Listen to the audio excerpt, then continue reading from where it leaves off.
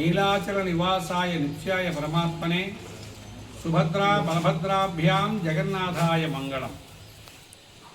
మనకి సుమారుగా 200 సంవత్సరాల పూర్వం నిర్మితమైనటువంటి మన శ్రీ జగన్నాథ స్వామి వారి దేవస్థానం గౌరపాలెంలో ఉంది, అనకాపల్లి. ఈ ఉన్నటువంటి దేవస్థానంలో ప్రత్యేకమైనటువంటి పూజా విధానాలు ప్రతి ధనుర్మాసంలో కూడా జరుగుతాయి.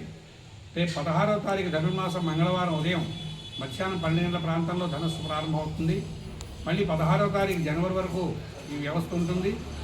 ఈ మధ్యలో మాకు కొత్తగా వచ్చినటువంటి చైర్మన్ గారు, తర్వాత ధర్మకర్తలు అందరూ కూడా ఒక ఆలోచన చేశారు.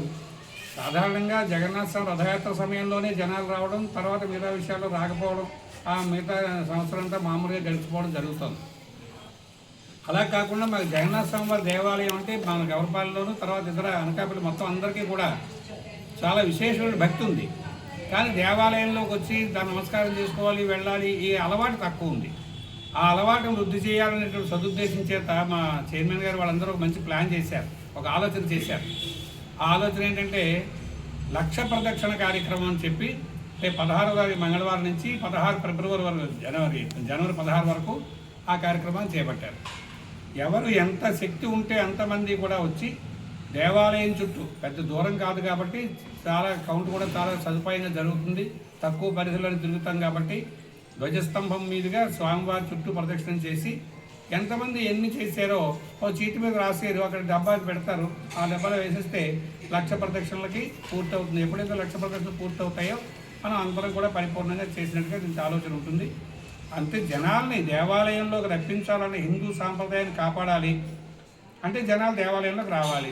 జనాలు దేవాలయంలోకి రావాలంటే ఏదో ఒక కార్యక్రమాలు నిర్వహించాలి. అది మంచి కార్యక్రమం అయి ఉండాలి.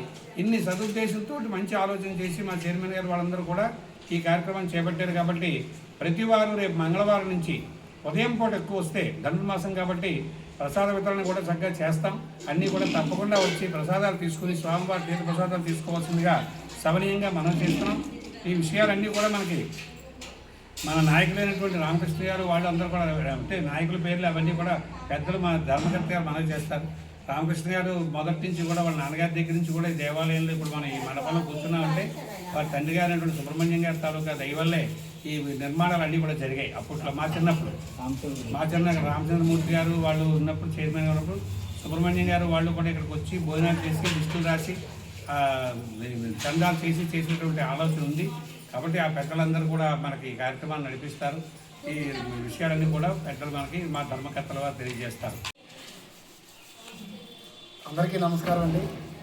అనకాపల్లి జిల్లా అనకాపల్లి ప్రాంతం గౌరపాలెంలో వేయించేసిన శ్రీ శ్రీ శ్రీ సుభద్ర బలభద్ర సమేత జగన్నాథ స్వామి దేవాలయంలో ధనుర్మాసం సందర్భంగా మొట్టమొదటిసారిగా ఈ 1,00,000 ప్రదక్షిణ మా కమిటీ వారు అనుకొని మన పొంగపల్లి సత్యనారాయణ గారు ఆధ్వర్యంలో ఈ కార్యక్రమం జరుగుతుందండి.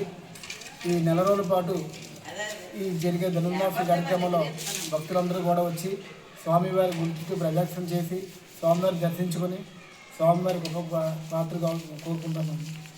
మాకు ఇంత మంచి అవకాశం ఇచ్చిన మా గౌరవనీయులు మందాల రామకృష్ణ గారు, ఇన్ఛార్జ్ వేమశ్రీ రామ్కి గారు, అదేవిధంగా ఎంపీ సీఎం రమేష్ గారు, వీళ్ళ ఆశీస్సులతో ఇటువంటి మంచి కార్యక్రమాలు మేమందరం చేయగలుగుతున్నామండి.